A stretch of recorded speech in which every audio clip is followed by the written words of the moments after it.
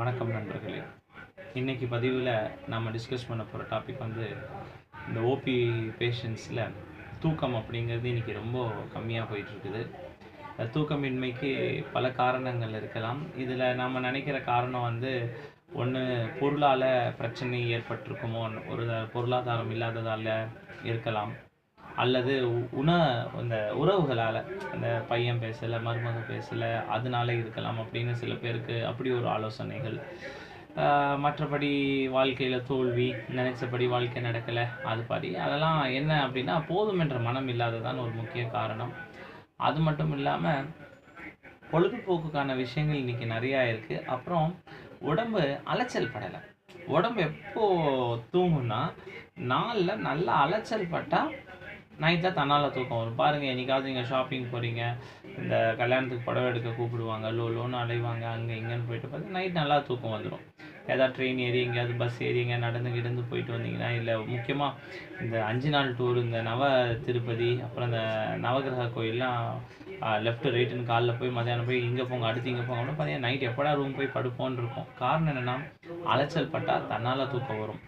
நாம் இன்றைக்கி அலைச்சல் படுறதில்ல. எல்லாத்துக்குமே மிஷின் இருக்குது.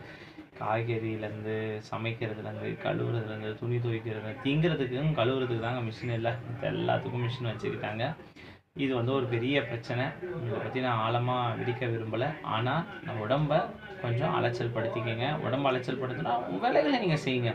ஈஸியஸ்ட்டு வேலை துணி துவைக்கிறது தான். என் துணி நல்லா துவைச்சி நல்லா பளபளன்னு இருக்கா இல்லையா? கையில் துவைச்ச துணி தான், வாஷிங் மிஷின் கிடையாது, நானே துவைச்ச துணி தான். சோப்பு எல்லாம் எதுவும் கிடையாது. இது 20 வருஷத்து ஷர்ட். 2004 நான் கவர்மெண்ட் காலேஜ் ஆஃப் டெக்னாலஜியில் ஃபஸ்ட் இயர் இன்ஜினியரிங் படிக்கும்போது எங்கள் அப்பா எங்கள் கடையில் தைச்ச சட்டை. 22 வருடங்கள் கழித்தும் இந்த சட்டை இன்னும் நல்லாயிருக்கு. 22 வருஷமாக நான் துவைக்கலை. முன்னாடிலாம் மிஷினில் தான் துவைச்சிட்டு இருந்தோம். புரிதல் வந்த பிறகு மாறி மாறி வந்துட்டுருக்கோம். ஸோ முடிஞ்ச அளவுக்கு உங்கள் வேலைகளை நீங்கள் செய்யுங்க. அப்படியே மீறி தூக்கம் வரலனாலும் தூக்கம் வர வரைக்கும் செல்ஃபோன் பார்க்குறேன், டிவி பார்க்குறேன் அப்படிலாம் செய்யாதீங்க. ஆனால் தூக்கம் வராதவங்களுக்கு 2-3 முக்கியமான பிரச்சனைகள் நடக்குது. ஃபஸ்ட்டு பிரச்சனை எரிச்சல், இரிட்டேட்டடாக இருக்காங்க. சினம் மிக எளிதாக பற்றக்கூடிய அளவுங்களாக இருக்கிறாங்க. 2வது விஷயம், ஞாபக மறதி அதிகமாக இருக்குது.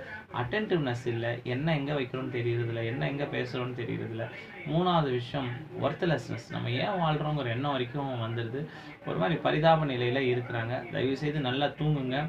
தூக்கம் போல் ஒரு நல்ல மருந்து எதுவுமே இருக்காது. உணவு போல் ஒரு நல்ல மருந்து எதுவும் இருக்காது. மகிழ்ச்சி போல் நல்ல மருந்து எதுவும் இருக்காது.